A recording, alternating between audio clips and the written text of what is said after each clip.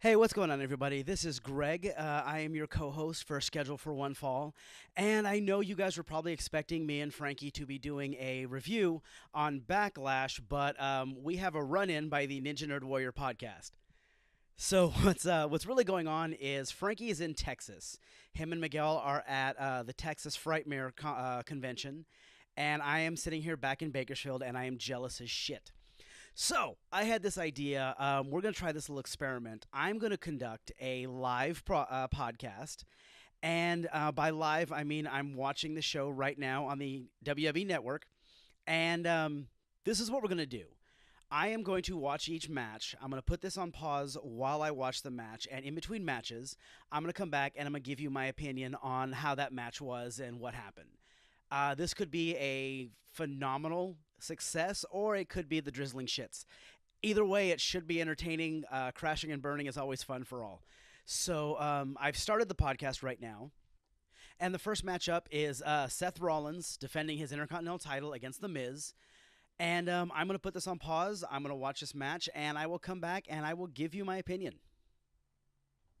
All right, folks, I am back, and we just saw the Intercontinental title match with Seth Rollins and The Miz, and I gotta say, this match, it reminded me of the Fast and Furious franchise. It started out really good, and then by the end, you're like, holy shit, is this fucking thing still going? That being said, it was a really good match. Rollins and Miz, they worked their ass off. Now, earlier I was listening to Dave Meltzer and Brian Alvarez's preview, and they were saying that this match was probably the odds-on favorite for being best match on the show. And the first two-thirds of that really lived up to it. That being said, let me start off with the fact that I have no idea why you defend a title in the opening match on the show. I really have never been a fan of that, and it doesn't put your title in the right light, in my opinion. The opening match it should start the show off. It should set the tone. You know, you should put a good match at the beginning, but I'm not entirely sure that it should be your title match. Um, Moving on from there, this match told a really good story. You had Miz, you had Rollins, and like I said before, they worked their ass off up to the point when they're on the apron and Rollins is going for that revolution knee and he just drives his knee into the ring post. He rolls in, Miz jumps on him, and Miz puts him in the figure four. And I'm not afraid to say I got worked. I thought that might be the finish. And I never saw Miz going over for the title, but when I saw that spot, I was thinking he might do it. Like, they might actually put the title back on Miz. But then it becomes every figure four you've ever seen. The hold's on way too long. Rollins reverses, and Miz has to break the hold. They go into the false finishes, where Miz goes for the finale. Rollins counters. Miz then counters that, and in the go behind, he puts Seth down. Seth's knee gives out, and Miz hits his finish.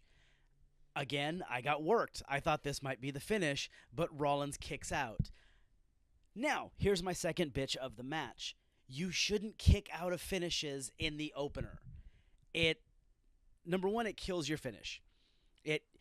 You can't have a finish that people kick out of. It makes no sense. Therefore, when you put it in the opening match, why would you bury your finish even further? That makes no sense to me. But Miz hits the finish, Rollins kicks out, match keeps going. Then they go into the superplex spot where, all right, everyone's seen this, right? Rollins goes for the superplex, he floats through, lifts the guy back up, Falcon Arrow for your near fall. Well, same thing here. Rollins hits the superplex, rolls through, he picks Miz up for the Falcon Arrow. Miz slips behind him, and they go into the exact same fucking spot they just hit. Somebody explain to me why you would go into the exact same spot you just hit not 2 minutes before. It seriously kills the drama. He didn't get him with it the first time. What makes you think he's going to get it the second time? Here's why this bothers me. This is what you learn when you're training to be a wrestler. If, God forbid, you fuck up a spot, whatever you do, do not go back to that spot. It makes it blatantly obvious for the crowd that you fucked up a spot. This is where you have to be workers. You got to call it on the fly, and you can do the same spot later after you give it some time to breathe. This wasn't a blown spot. The spot worked perfectly the first time. I got worked on it. I'm sure everyone else got worked and thought it was the finish. Why would you then go back to the exact same spot? But anyway, I'm not the agent on this match. This call was made. I have no idea why. The match keeps going. Rollins eventually hits his curb stomp and goes over for the win. So Rollins retains his title, and Miz goes back to SmackDown empty-handed. All in all, it was a good match. It was a really, really good match. Arguably, it could be the best one on the show. We'll have to see if AJ and Nakamura can top it. But hats off to them. They did a great job. They just, like, I have those spots I bitch about are just, they're nitpicks. But again, it was a damn good match. And you know what?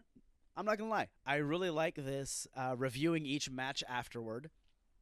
When you have a history of head injuries along with a side order of ADD, it's really good to review shit right afterward instead of waiting all night to review several matches. So, yeah, I might be doing this more often. We don't know yet.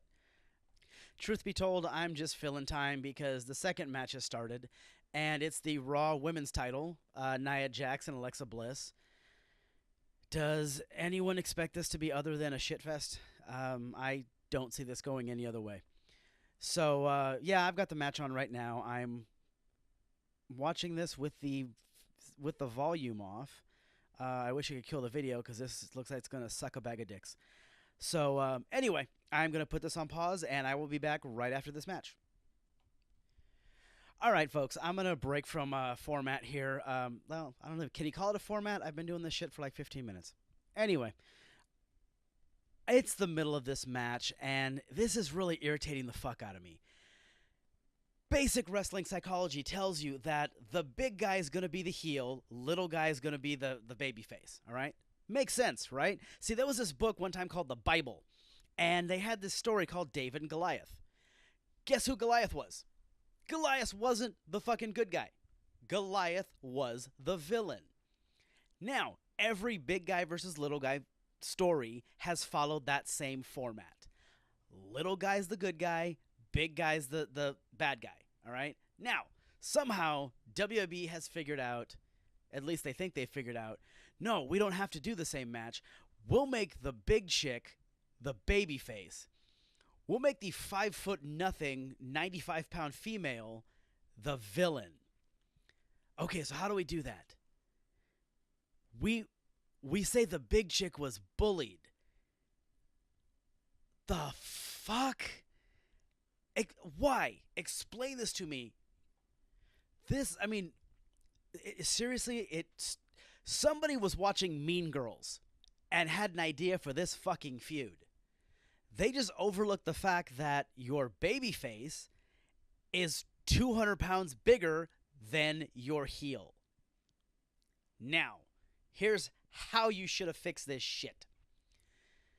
You have Nia Jax and you have Alexa Bliss. They have this friendship, and you know what you did with Alexa? How she just started kind of bullying the big girl? Flip that shit around. You make Nia Jax the heel. She starts bullying the tiny chick. All right? What part of this did you not think was going to work? All right? Alexa is 5'0". She's 95 pounds. She's bleach blonde, and she's smoking hot. What part of that did you not think fans would cheer for? So, going into this match, the psychology is already just back-assward. Which leads me to this fucking horrendous match that I'm watching right now. I really don't know who I'm supposed to cheer for. I really don't. So, all right, I just had to interject that. The match is, God, I hope the match is almost over, but something tells me there's another 15 fucking minutes. So, I'll be right back. All right, I'm back, and Nia retains. I don't want to completely shit on this match, but both, I mean, Nia Jax and Alexa Bliss they worked their ass off. They gave you everything they had. Credit to them. I don't want to say anything bad about them because they did their job. Whoever booked this shit should have been taken out and beaten with a rubber hose because, like I said, the psychology is just ass backward. Makes no sense. But the women in their roles, they did a good job, and they came out and they gave you a raw quality women's title match. Um, that's probably all that can be said about this. No, seriously, I got nothing. I have nothing else to add to this. So moving on. All right, stop, stop, stop. Okay. Now, I do realize I said that I've got nothing left, but like a dumb shit, I turned the volume back up during Nia's post match promo.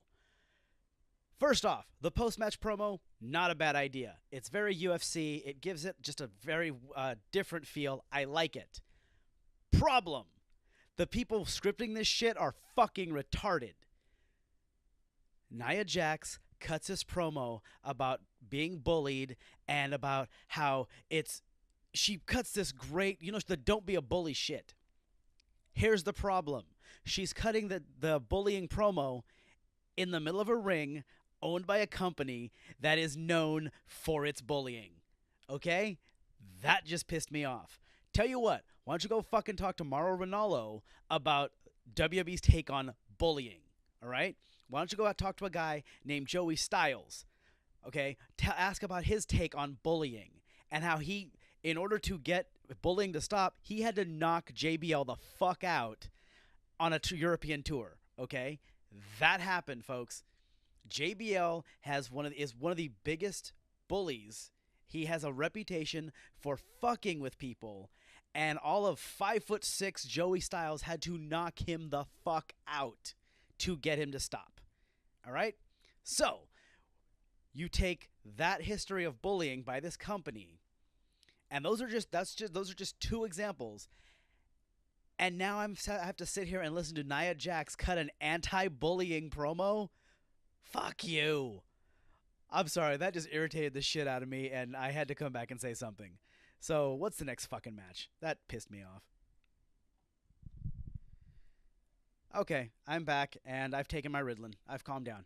So, all right. So we just had the video package for what happened at the Greatest Royal Rumble between Brock Lesnar and Roman Reigns. That horrible fucking finish where Roman had to. Okay, for those of you who haven't seen our Greatest Royal Rumble show, we recap this match, and Brock and Roman in a steel cage for no apparent reason whatsoever, except to say you had a cage match on a pay-per-view in Saudi Arabia. I'm sorry, the Kingdom of Saudi Arabia. This is WWE. We got to get their buzzwords right. And did anyone notice that when Roman speared Brock through the cage, Roman dropped himself on his own fucking head? We failed to mention that in our recap. But yeah, every time I see that replay, just Joe, sorry, I'm looking at Joe's promo right now. Roman dropped himself on his fucking head. So, holy shit. Anyway, what fucking match is this? All right, I just got worked again, folks, because they just showed the video package for Brock and Roman, which leads into tonight's match with Samoa Joe and Roman. I'm watching Joe cut a promo with no sound on, and then all of a sudden I'm watching Randy Orton walk to the ring. So I just got worked into thinking the Joe Roman match was next. All right, so your next match is the U.S. title match between Jeff Hardy and Randy Orton. Honestly, I forgot this match was on the show. I really did, but you've got two guys who I want to say there's at least 30 years of experience between these two, and this is going to be a good match. It might not steal the show, but it will be a good match. I'm halfway through it right now. Hardy just went for a springboard, which I've never seen him do, and Randy counters with the drop kick. And truth be told, I mean, let's face it, these guys are damn good at what they do. You know, you don't have to be huge fans of them, but they're really good. They're telling a good story, and the match is a decent pace. Um, but we all know I can't get through a show without bitching about something, and in this case, it's the fucking announcers. Oh my god! Now, let me explain to you why Jim Ross is one of the best announcers of all times. Jim Ross can sell a match, and he can make the two guys in there look like $1,000,000 because Jim Ross has this natural enthusiasm that he when he's watching a match, it comes across, and you the audience pick up on Jim's enthusiasm, which makes the match look 10 times better. Conversely, when your announcers suck ass, it really makes you hate what you're seeing. And I swear to God, if is it Byron Saxton? I have no idea who the fucking guy is here, but I swear to God, if he says one more time, Jeff Hardy lives in the moment, I'm gonna want to kick him in the taint. I'm just gonna Ray Finkel him just right in the fucking sack. Stop with the buzz terms, okay?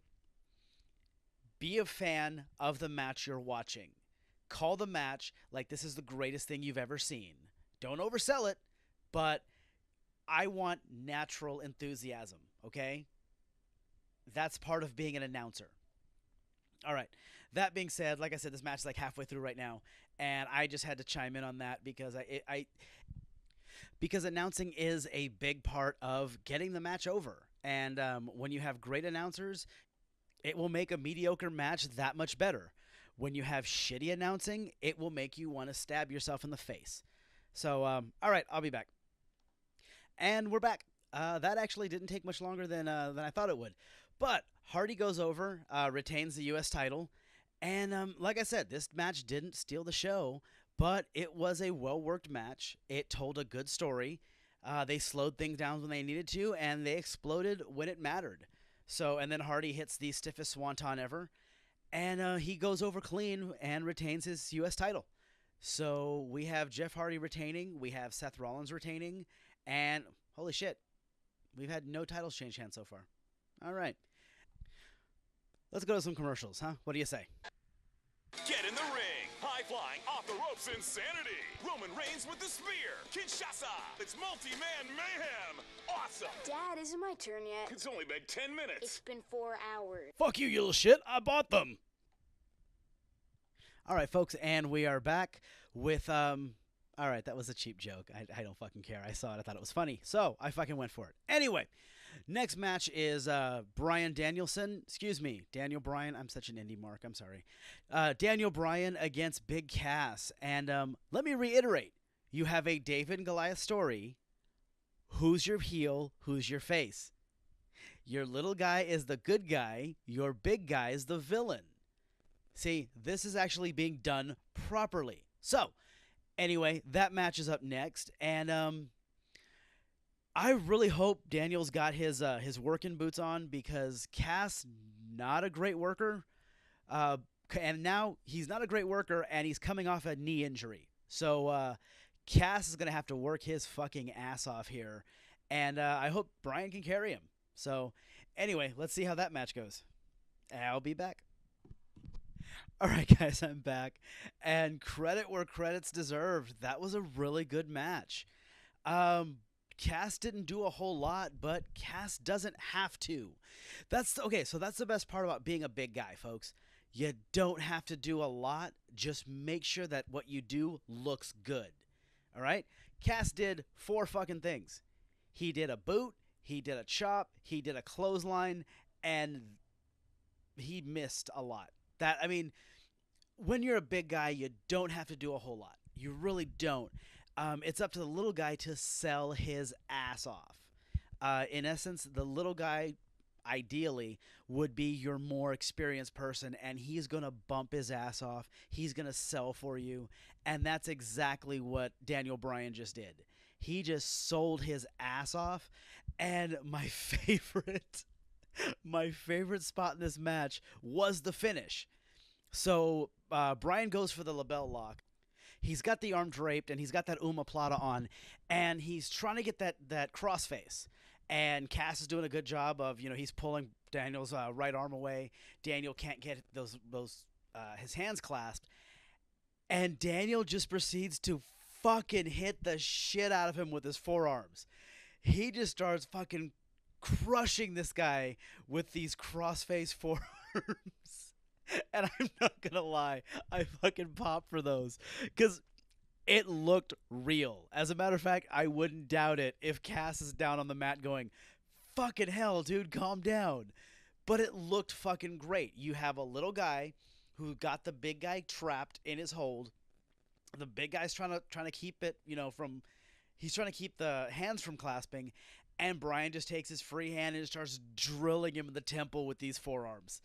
And then Brian gets a hands clasped and he's got the hold. Cass taps out and Brian takes the win. It was a really good match. It really was. We got a post. We have a post. Excuse me. Sorry, folks. I'm watching this. What is this? Camp WB? This bullshit. I've never seen this. This is fucking horrendous. But anyway, you have a post-match beatdown by Cass. So this feud's going to continue for a while. And I'm okay with that. Looking at their first time out was really good. Hopefully it can only get better from here. So I'm not sick of this feud yet. I want to see where it goes. So, all right. These three fucking monkeys. But I wanted to make this point too. I know I buried the commentators on the last match. Corey Graves just fucking redeemed him. So during the heat, Cass is walking around and he's taunting the crowd. He's got his hand up in the air and he's being real kind of just a obnoxious dick. And during that, Corey Graves goes, "Don't celebrate yet, kid. You haven't beat him yet." And Corey Graves proceeds to explain how Cass is taking Brian way too lightly and how it's his inexperience and, Brian's too dangerous. Corey Graves told a great story about what Cass was doing wrong. And that's what great commentary is. So as much as I buried Phillips and Saxton on the last match, hats off to Corey Graves. Way to redeem them. All right, folks, I just realized right now this is another 5-hour fucking pay-per-view, and we still have 2 hours left. So your next match is Charlotte trying to regain the SmackDown's women's title against Carmella. And to be perfectly honest with you, I couldn't give a shit. So I'm skipping this one. Fuck them. All right, so your next match is going to be the WWF heavyweight title match. AJ Styles against Shinsuke Nakamura. And I'm looking forward to this one because this is going to be the two most talented people on the roster in a feud that has actually gotten some heat. It got some momentum so far. And this is going to be their third match in third match in a month. And I think I should be sick of it by now, but these two are so great. I think this is going to be awesome. So let me look at the timer real quick. This match is getting started at 3 hours and 45 minutes into the show, and total runtime is going to be 5 hours and 41 minutes. Holy shit. All right. Anyway, so I will be back. Looks like Joe and Roman are going on last. Big fucking shock there. But I'm looking forward to this match. If any match can beat the Rollins-Miz match, this would be it. So gonna pause this, and I'll be back afterward. All right, so AJ and Nakamura just finished up, and I'm not entirely sure this one beat Rollins and Miz. Okay, again, these two are probably the most talented workers on the roster. They've been all over the world. They're fucking great. And in the beginning, it was really good. Shinsuke Nakamura working heel is amazing. All right, let me tell you why it's awesome to be the heel, guys. You can take your time. You can walk around. As a heel, I don't need to hit 32 top rope elbows. I don't need to hit 42 dives. I don't need to hit 13, off the top flipping somersault bullshit. I don't need to do it. Which is why I love working heel, because I'm fat and out of shape. And Shinsuke was great here. When Shinsuke Nakamura works heel, he slows everything down. He makes everything count, and everything has a chance to register with your audience. It has a chance to sink in. So I really think that turning him heel was probably the best thing for him. And now, halfway through the match, I forgot this was supposed to be a no disqualification match. Which makes perfect sense. For once, WWE Creative did not fuck this up.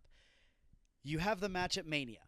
You have the two best athletes matched head to head. AJ gets the clean win. Nakamura snaps, low blows AJ, and there is Nakamura's heel turn. Fast forward to Saudi Arabia, where AJ's pissed. His best friend has just betrayed him. His best friend punched him in the dick, and now he's going to beat this guy's ass. They're having a great match, but the match ends in a double countout. So, where do you go from there? Well, you book these guys for a third time, and you make the match no DQ. So up to this point, everything makes sense, right?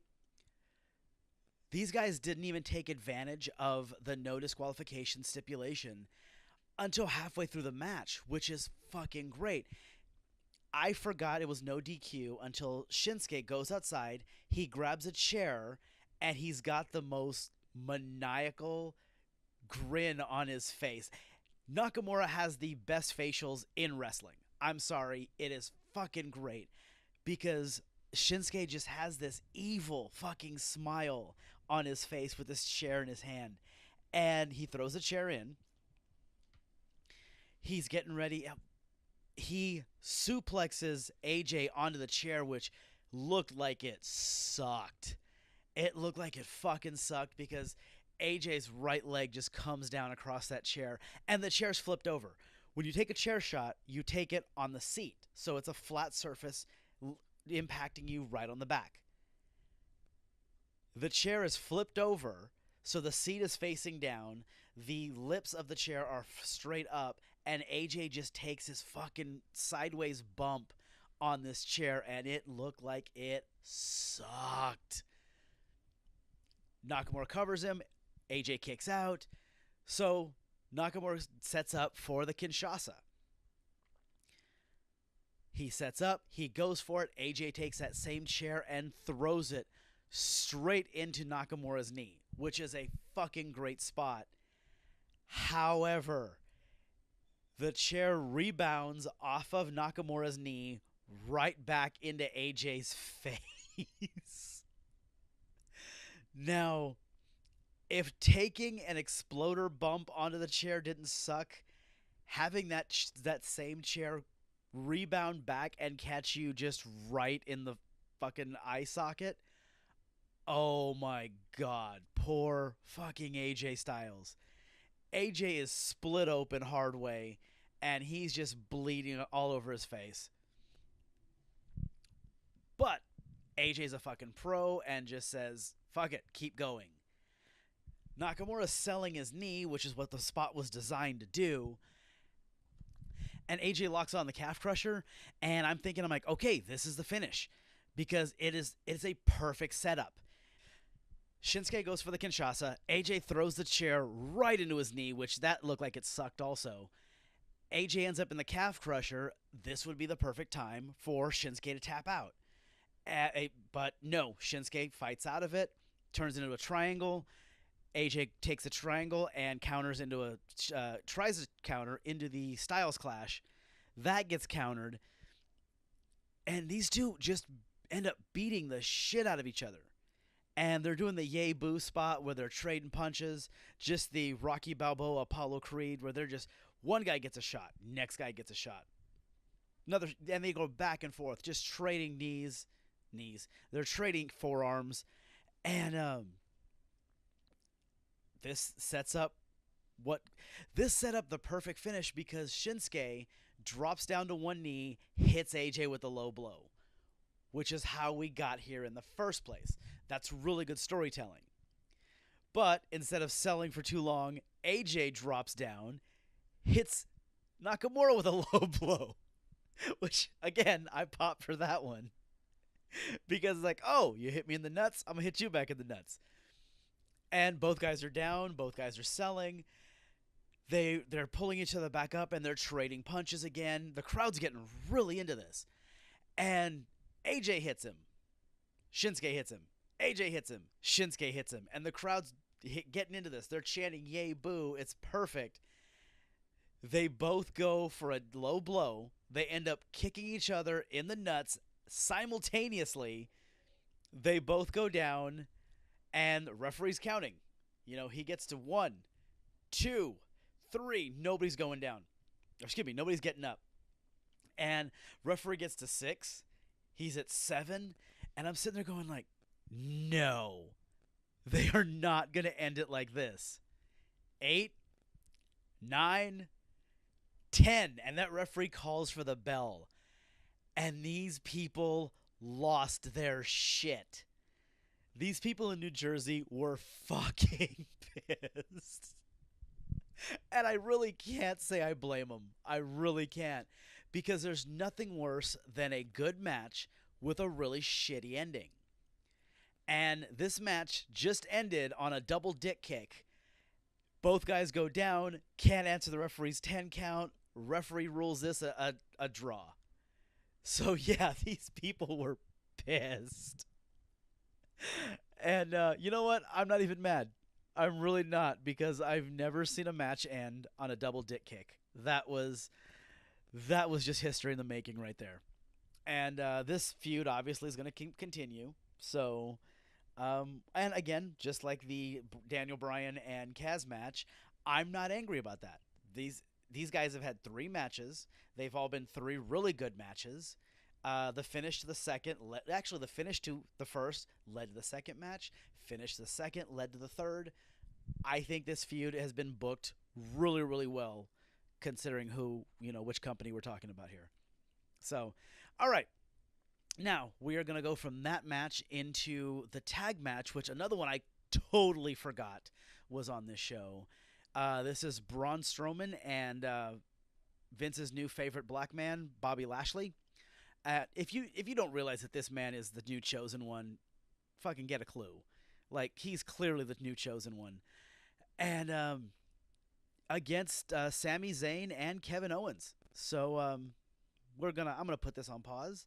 I'm gonna watch this tag match, and holy shit, why is this a 6-hour show? Like, okay, the runtime keeps getting longer, folks. The last time I looked at the runtime, it was like 5 hours and 41 minutes. It is now at 6 hours and 13 minutes. Shit. All right, WWE, knock it off with these 6-hour fucking pay-per-views. All right? Fucking stop. In a 6-hour pay-per-view, I can watch all 3 original Star Wars movies in the time it takes you to do one pay-per-view. Knock this shit off. This is getting irritating. All right. Okay, folks. I'll be right back. All right, I'm back. And this tag match was really it was a nothing happening match. There really isn't anything to talk about here. Except for the fact that it looks like Sami Zayn and Kevin Owens are feuding again. Yeah, that happened. So I got nothing. The story of this match was that Braun Strowman and Bobby Lashley fucking destroy. Yeah, we knew that. You have Braun Strowman, the guy who has flipped over tow trucks and ambulances and 18-wheelers. I'm waiting for him to actually flip over an entire arena. Just, go outside and just grab it by the foundation and flip the whole fucking building over. Match that with Vince's replacement for Brock Lesnar. He looks like Brock. He's got the MMA background, and he can work a full schedule. So you basically take Vince's 2 favorite faces for the company in the next 5 years against what's essentially a comedy heel team of Kevin Owens and Sami Zayn. So they're getting their ass kicked the whole match. Zayn says, fuck this, and he's going to do the let's get the hell out of here, walk out, and take the count-out loss. But for some reason, Kevin Owens tells him, no, we stay and we fight. Which is the most noble thing a heel can do. Like, what? That makes no sense. You're heels, you run from a fight, but now Kevin Owens wants to stay. So Sami throws Kevin in the ring. Strowman starts bumping him. Kevin rolls out, throws Sami in the ring. Sami gets into it with all 3 of them. And Sammy just turns around and smacks the shit out of Kevin Owens. Just bitch slap the hell out of him. Owens gets pissed. He gets in the ring. He gets bumped a couple times. And it ends up with Lashley giving Owens that delayed suplex that almost crippled Big Cass in the Greatest Royal Rumble. Anyone see that spot? Where Big Cass fucked up and Lashley just dropped him on the top of his own head? Yeah, this one didn't look nearly as bad. But Strowman and Lashley get the W, and Sammy and Owens are left laying. This is going to be fun. So either they're going to be just comedy fodder for the foreseeable future, or they're going to break up and they're going to feud again. Either way, I'm not looking too forward to it. Anyway, so unless there's other matches on the show that I forgot about, looks like we got the main event coming up. So, Roman Reigns versus Samoa Joe is up next. And, okay, but they gave you the video package on the Greatest Royal Rumble and Roman's steel cage match with Brock. And then they add the following night on Raw. Why would you do this? Why? Anybody who saw that Raw, you saw Roman Reigns come out and just turn into a sniveling little bitch. This is your top babyface, huh? He comes out and he says, yeah, I got my ass kicked. Well, yeah, that was evident. And then he starts complaining that nobody smartened him up. Nobody told him that Brock was re-signing a new contract, and nobody told him that he had a rematch against Braun in a steel cage. Did your head babyface just start bitching about having to wrestle for the championship again? How in the blue fuck is this your top babyface? Someone explain that to me. It would be great if you're turning the fucking guy heel, but then you throw him into a feud with Samoa Joe, who cuts insanely better promos. Now, you're already cheering. People are already cheering Joe. People are already cheering Roman. Wouldn't this be a great fucking time to do a double turn on him? Wouldn't that make more sense? But anyway, yeah, that's what the video package just reminded me, and it kind of pissed me off. So, all right, let's start this match, and I'm going to put this on pause one last time, and I will be back to recap the show. And Roman Reigns goes over. Fucking shocking. Just saying. I don't even know what to say about this match. It was slow as fuck.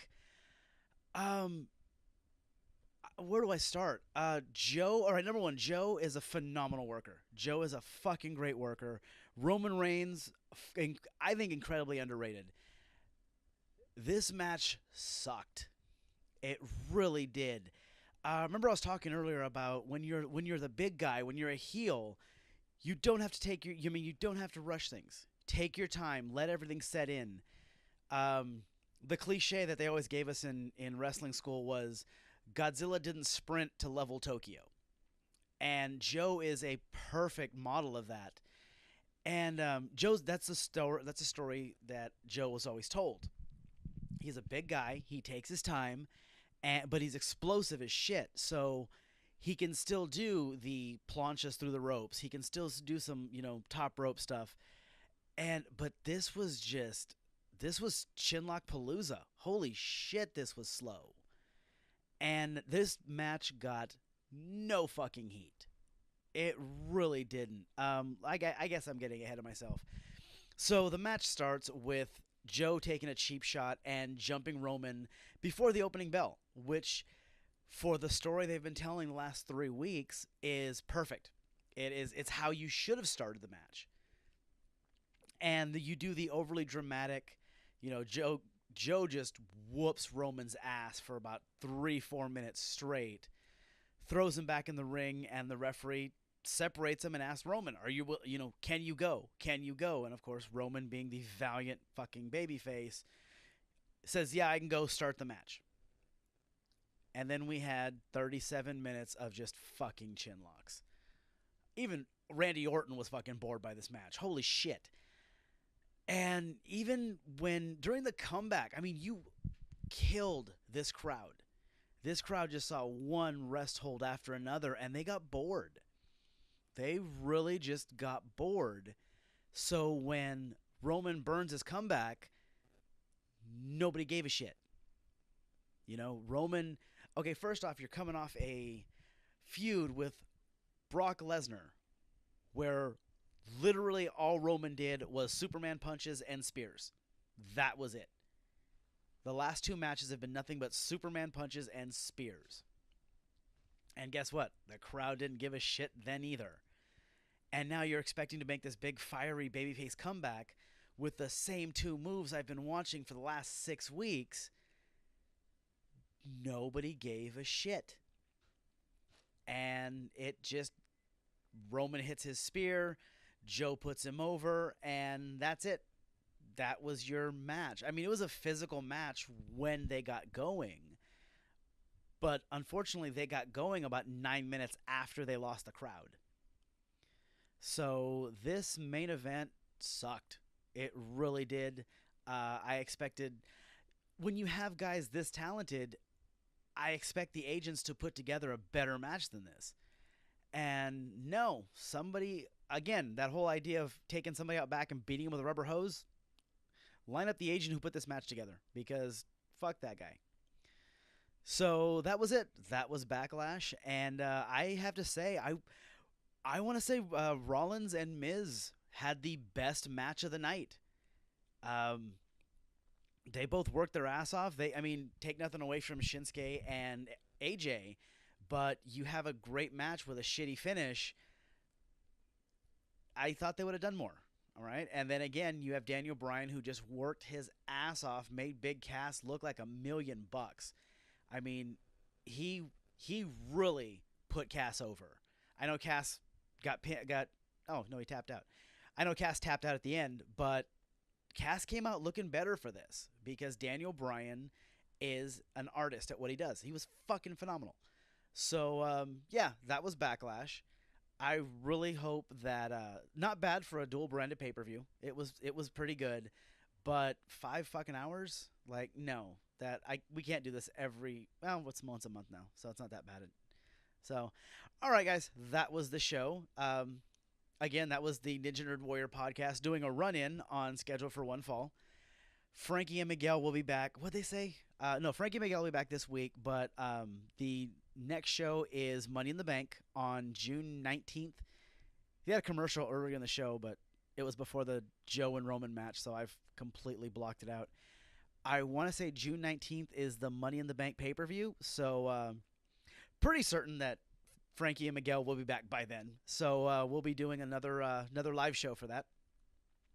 If you want to check out the Ninja Nerd Warrior podcast, just type in Ninja Nerd Warrior on Facebook, on Twitter, on Instagram, and you can go to YouTube and you can look for the Ninja Nerd Warrior podcast. That's where this show will be posted, along with the Schedule for One Fall Facebook page. Catherine and I just went to see Avengers Infinity War last night, and I know we're a week late, but goddammit, we were broke. So we went to go see it last night. We'll be doing a show on that here pretty soon, and because it's going to take us a while to kind of, that one was rough. That one was rough. There was crying, there was sobbing, there was just tears all over the place, but Catherine told me everything will be okay. So, that is the show for tonight, and I will talk to you guys later. I'm going to replug my shit. Type in Ninja Nerd Warrior on Facebook, on Twitter, on Instagram, and on YouTube. Subscribe to my YouTube page. Send me comments, but only if they're positive. If you don't like my show, fuck off.